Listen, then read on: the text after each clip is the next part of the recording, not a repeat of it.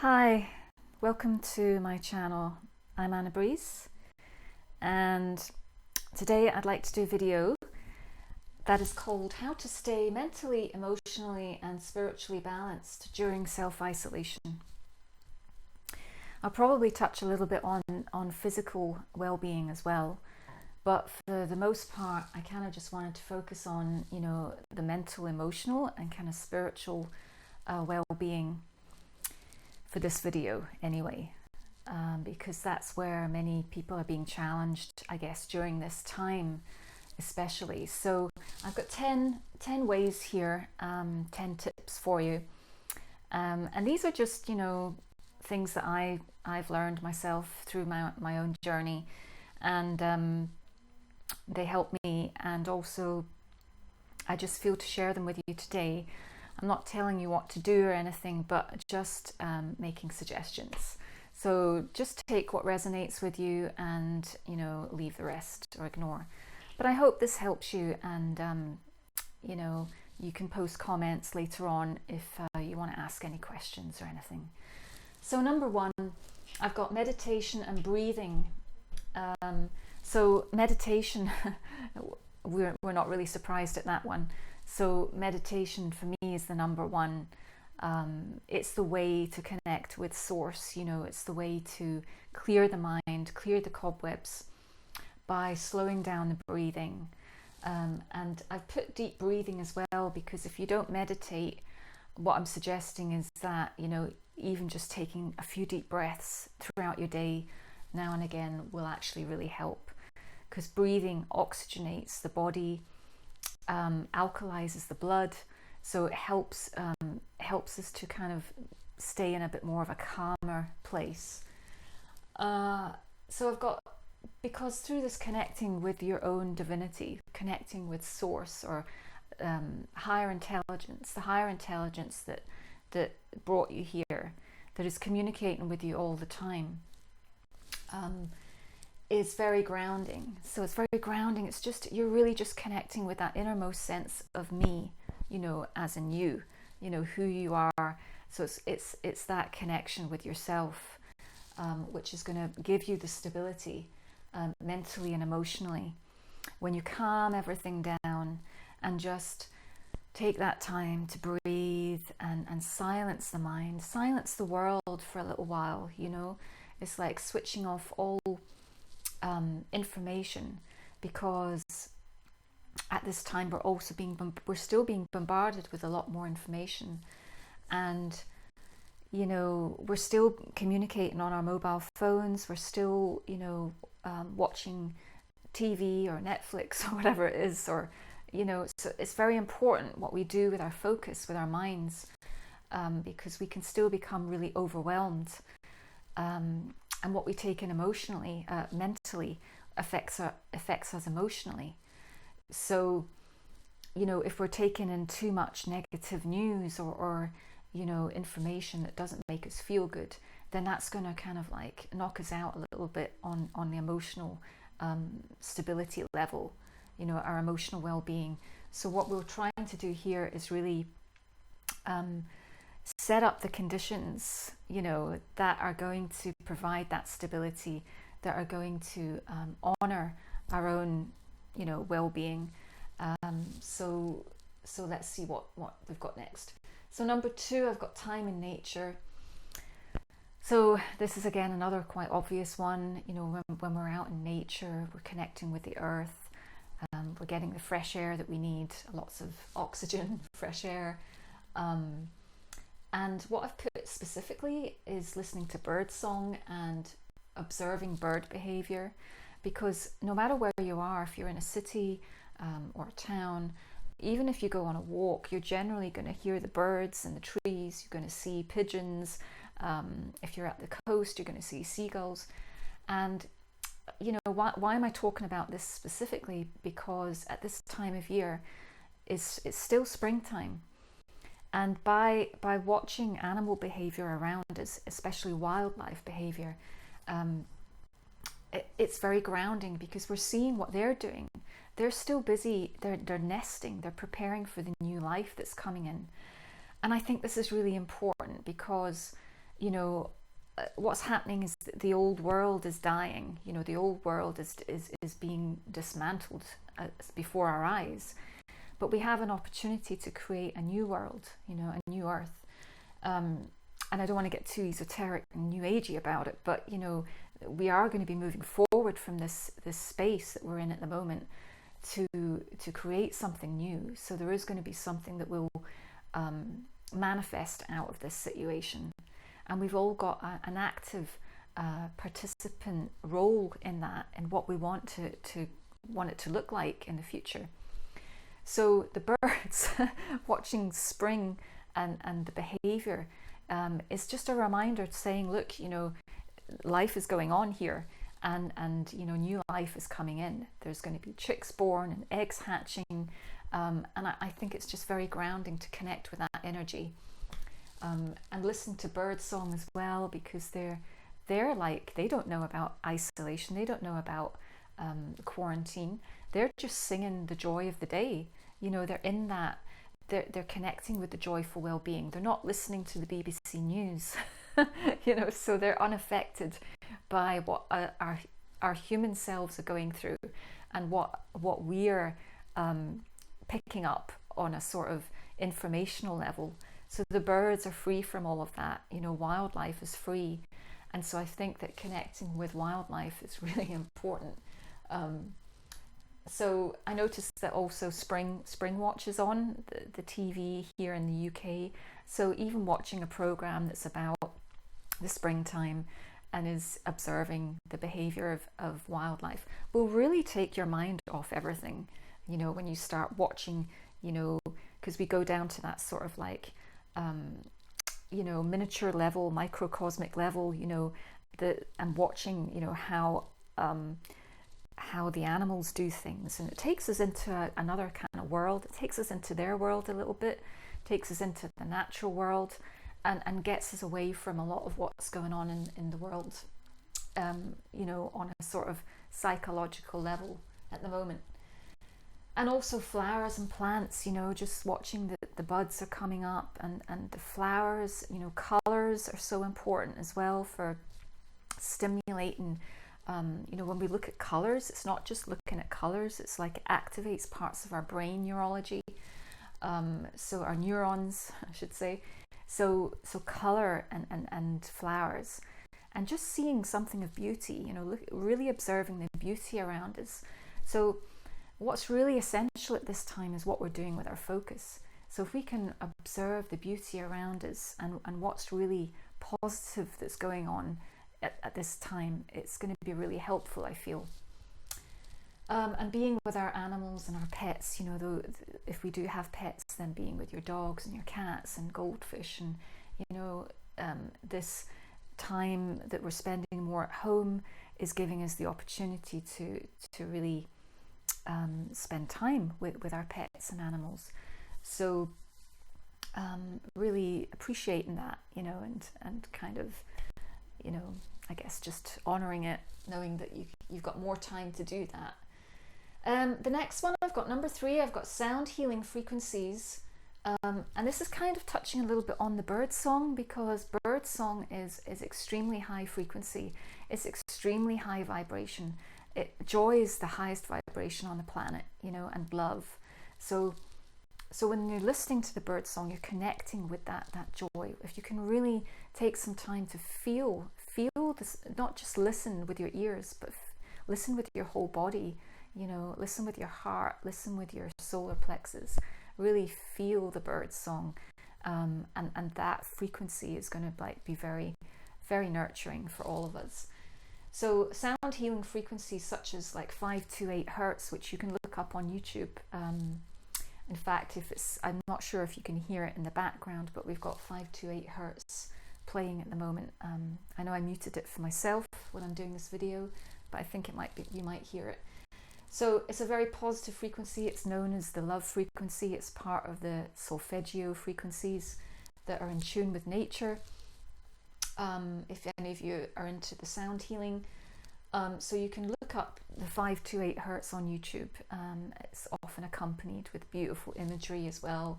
So what have I got here? yeah, dancing to music as well. So moving your body to music, maybe putting on some of your favorite music and just moving the body to music will be really good for you as well.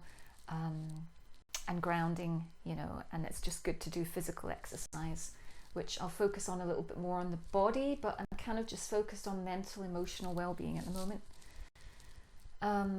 So yeah, so the next number 4, I've got minimize your news feed and BBC, especially that news feed. And how often, you know, how often do we really need those updates on the coronavirus and stuff like that? I mean, 1 out of 3 days, would that be enough? You know, do we have to like tune in every single morning listening to the news and throughout the day to find out what's going on? And you know, there's very little really going on anyway at the moment. You know, it's like, so you could probably leave it for a few days and then just like see get an update. So sometimes we might be overdoing this. So maybe something to look at if you feel like you might be watching too much. But also check how it makes you feel. So when you're looking at these reports and things like that, how does it make you feel? Does it trigger more fear in you? Does it trigger more anxiety in you when you're watching these reports? And just to be aware of that, because if it's not feeling good to you, then you know that's going to affect, you know, your day, how you're going to feel throughout the rest of your day, basically. So it kind of knocks us down a bit, you know, on a sort of mental, emotional, feel-good level. So, you know, we want to keep that feel-good factor alive as much as possible. So if we're watching too much of the news and notice that it's making us feel really bad or fear, giving us more fear, then it's something to be aware of. So what we feed our minds is equally as important as what we feed our bodies, generally speaking. So listening to maybe inspiring talks, you know, things that are going to uplift us at this time. You know, there's lots of TED talks on YouTube, which are quite often inspirational talks. People that have overcome adversity in their lives, and they're explaining what happened to them and how they got through it. And then sometimes it's just people expressing some kind of realization that they had that can be really eye-opening and inspiring. So what I would say is, like, you know, we can look for things that are going to inspire us at this time, you know, or maybe motivate us into getting creative.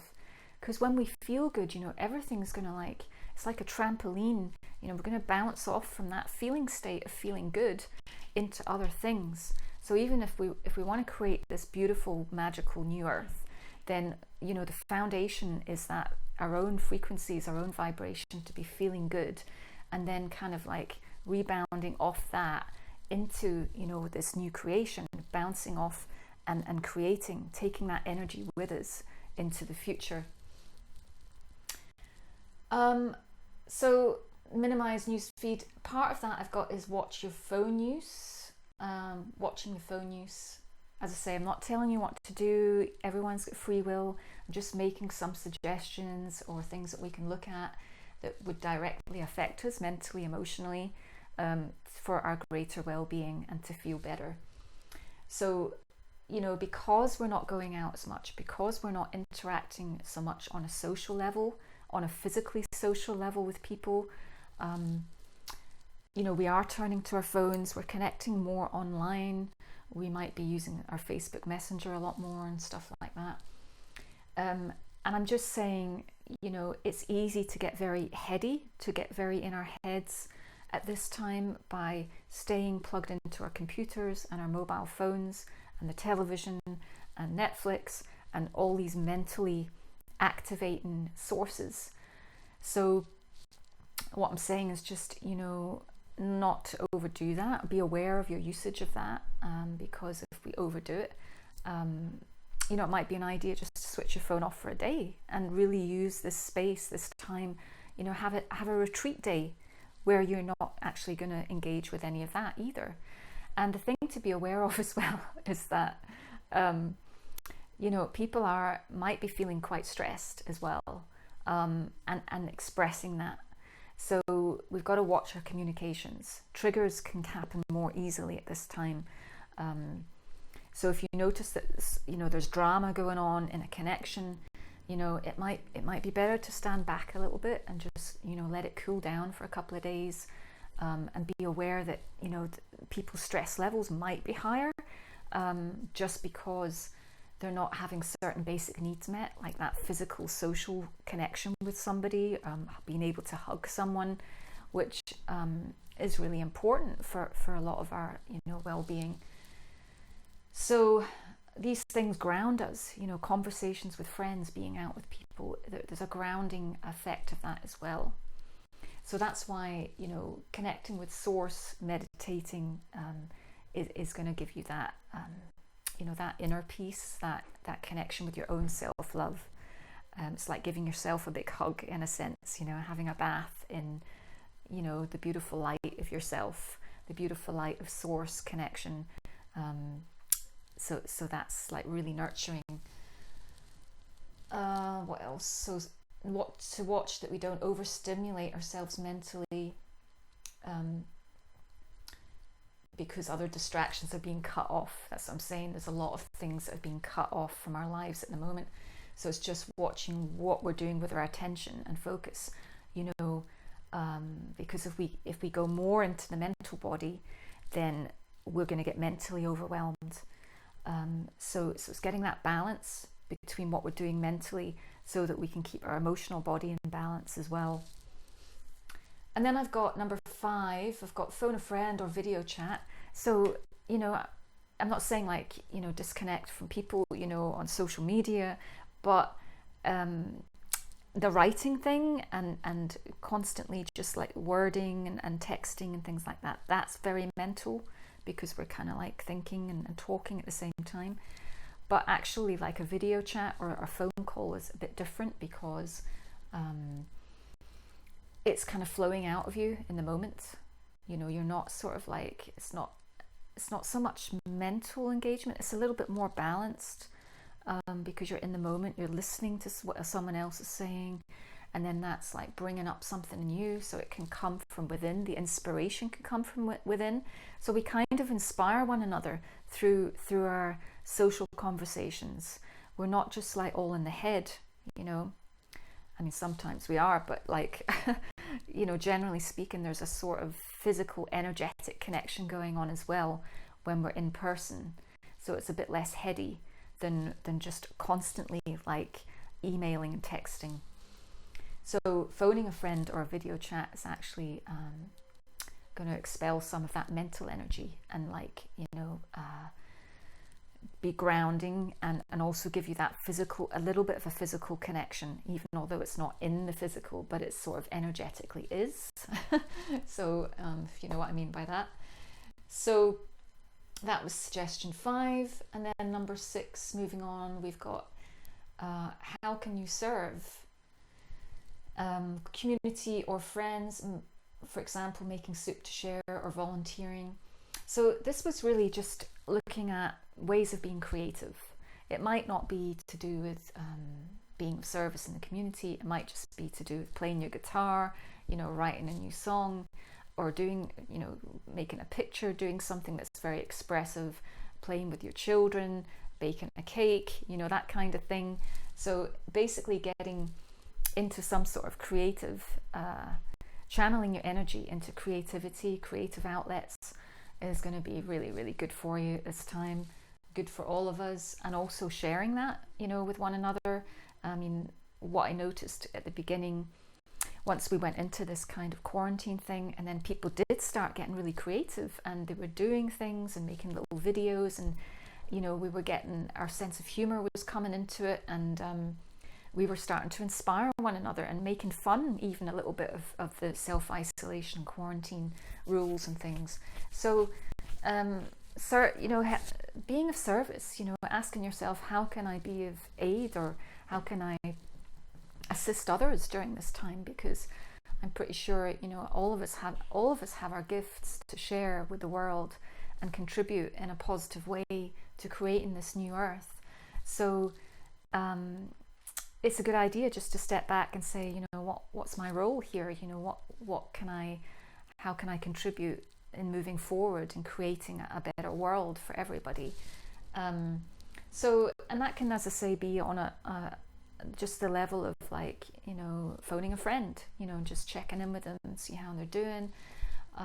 Or it might be, you know, making something in your kitchen and maybe taking it and dropping it off to family or something like that. Maybe someone that is living on their own and, you know, dropping them off some soup or something. So there's just little ideas like that. And I was speaking to a friend yesterday, and, you know, she'd volunteered like to help, you know, serve in the community and help deliver some of the food that was needed. So there's different ways to kind of stay creative, and I think that we do as a humanity, as a species, we feel really good when we're helping others, when we're being of service of some kind. So that will be very uplifting for many of us, you know, and, you know, being creative in that way. And even me just doing this video, it helps me as well as help you. But it's good for me to do it as well, and it's part of my joy to share, you know, this kind of thing. So so there's lots of different ways, you know, that we can, you know, come up with. So being of service, you know, but from your joy, you know, you can't force these things. It's just an idea. Number 7. So I've kind of gone on to the physical aspects now. So the last few items here. So I've got sea salt baths, relaxation for body and mind. So, you know, actually taking a soak and a bath, you know, adding some sea salts, Epsom salts, or essential oils of lavender or rosemary or eucalyptus. These things are really, really beautiful to kind of experience. It's like giving yourself a home spa. So that's just another idea, to give yourself a home spa, give yourself a treat, you know, treat yourself. It might even be just like, for, you know, some of us coloring our hair, or like, you know, doing our nails. You know, it's just like the simple things. So sea salt baths is just one of them. Lighting candles, you know, it's very deeply relaxing, and salts are high in magnesium, so they're very soothing and relaxing for the muscles and things. So it's very good for us on a physical level, which also affects us mentally and emotionally. When we relax our physical bodies, it has this knock-on effect as well. So it's a whole balance, you know, mentally, emotionally, spiritually. We've covered spiritually with the meditation. Mentally, emotionally, it's like, you know, our attitudes, what we're focusing on, time in nature, you know, like the things that are going to inspire us mentally, emotionally, but things that we can surround ourselves with, the nurturing aspects through sound, through listening to bird song, through having a phone chat with a friend. And then we've got the baths. So number 8, I've got good food. It's you know, a no-brainer really. So, but I've put it down because, you know, during times of stress in our lives, or times when we feel kind of challenged, whether it's mentally, emotionally, or otherwise, you know, eating well is not always, you know, our priority. You know, we kind of tend to eat a bit more comfort food. And what I'm saying here is, like, don't worry about having a little bit of comfort food at this time, you know, have a few treats, you know, don't worry about like putting on a few extra pounds, because I know that a lot of people are doing that at the moment. So don't, you know, be hard on yourself for that. So be very loving and kind, which I've actually got down as number 10. So it's like just really being loving and compassionate with yourself at this time, and also with others. Having a little bit of healthy treats is fine, but on the whole, if you can focus on a healthy plant-based alkaline diet where you're getting nutrition, you know, make sure you have one meal a day that's highly nutritious, you know, and I recommend like green foods especially. So like your broccoli, your spinach, kale, a multitude of colorful fruits, you know, because they're high in antioxidants, and you want to obviously keep your immune system healthy and strong. So lemon water, oranges, you know, I'm eating oranges quite a lot. They're alkalizing, even although they're citrus, and they're high in vitamin C. Smoothies are really good, so there's lots of things like that. So making sure that we do keep the mineral content of our diets really high.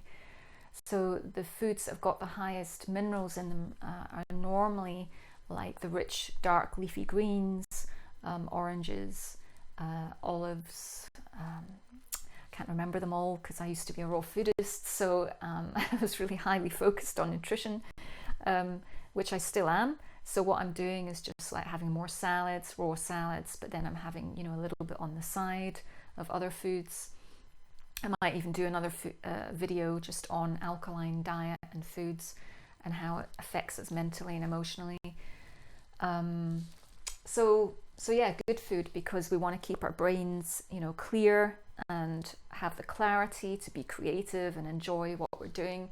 Whereas if we start eating a lot of sugar, a lot of junk processed foods, we're going to dull our minds, and become even more susceptible to the programming that, comes in at us from different different sources, So I'm not going to mention the BBC here. So it's like, just keeping our minds and our brains clear, keeping our hearts open, and focusing on good food.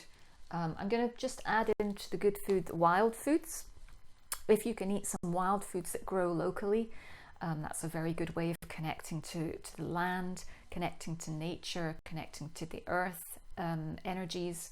So things like wild nettles, dandelions, wild garlic, hawthorn leaves, very calming to the system. So there's a lot of things that you could look up on, maybe go a wild food walk or something, try something new, look at, doing something new. I think is a really good thing at this time. Do something that we've never done before. I noticed that I started, when my routine changed, I started just doing kind of spontaneous things, that I wouldn't normally do. So I think it's good to be open to that. We're kind of breaking up routines, the routine, the 9 to 5 whole thing has been broken up. I mean, not for a lot of people, but not for everyone, but for most of us, it's like been broken up. And, that's what I'm saying. We can choose when we're going to work. We can choose when we're going to have leisure time a little bit more. For some of us, it doesn't apply to everybody. So number 9, I've got exercise, because obviously exercise is really important. Physical exercise, especially if you are feeling a little bit wound up or stressed, making sure that you do some exercise, channeling it. Some people in particular really need that outlet of physical exercise. So that's important. And you can combine your exercise with more sort of active components and then more sort of relaxation. So it could be yoga, tai chi, versus like jogging, dancing, trampolining, whatever it is that you like to do. I know that, we can't go to the gym at the moment, so, maybe having some kind of little gym routine in your own home might help with that. So exercise, very important. And so, yeah, basically come to the end of it. Number 10 is just love and kindness to self and others. So we're going back to the kind of mental, emotional and spiritual aspect of just, we're all in this together. We are one humanity. Having compassion for everybody and ourselves, not judging if we do lose it one day or we overeat or something. It's like, just be kind to yourself, be loving, and just watch triggers, that can happen with people that you do, that you are in contact with. And especially for families that are living in close proximity at home all day long at the moment, I really feel for you guys. So parents are really having to, how they're doing it, I don't know. But if you've got a family and 3 kids or something, 3 young kids, and you're at home most of the day at the moment, because children, want that, stimulation. They're curious. They're still in that learning stage about the world, and they're asking questions. They want to know things, So, you know, the patience of saints, you know, for parents at the moment, God bless you all if you're watching this and you're a parent. So yeah, just watching those triggers, you know, if they do come up, sometimes you might need to remove yourself, you know, go out into the garden. So it's finding a way to make that space. So we are allowed to go out for exercise, you know, allowed. We're permitted to go for a walk. And what I would say is, if you are really like, you know, getting triggered, then, you know, go outside and go for a little walk and take a few deep breaths, you know, that will really help. But this is where I feel like coming back to the diet just for a second, because green juices have a very alkalizing effect on the body. They're very calming. They work on the nervous system. So, you know, a daily green juice is going to help with that calmness, and obviously the time to meditate, breathe, be out in nature, get the kids out in nature, listening to calm music, and just, you know, not too much of this, what's the word I wanted to use there? Not too much of the electromagnetic input, you know, the worldly mental information stuff that we get put as. So it's just watching that we don't overdo that aspect. And I think that's really the key, because, you know, the news and the news reports and things like that can, you know, really trigger us emotionally at this time into anxiety and fear. So this is what we need to watch, is that we're not getting triggered into anxiety and fear. You know, it's living each day as it comes, living each moment as it comes, and maintaining that balance, maintaining that mental, emotional and spiritual well-being, and doing the physical things that are going to support that as well. So I think that's really it. I think I've covered everything I wanted to cover. I just want to thank you very much for watching this video. I really appreciate it. And if you enjoyed it, please subscribe to my channel, because I'll be posting a lot more content. And I do offer spiritual mentoring. You can click on the link to my website where you can see my services. I also have a book for sale on Amazon called Tune Into Bliss, and that's really all about getting out of the matrix and the old ways of thinking and doing things, and connecting with your divinity. I appreciate every sale of that book, because it doesn't cost a lot, and it really helps me support myself at this time as well. So thank you all for watching. Take good care of yourselves, and I'm sending you much love. Bye.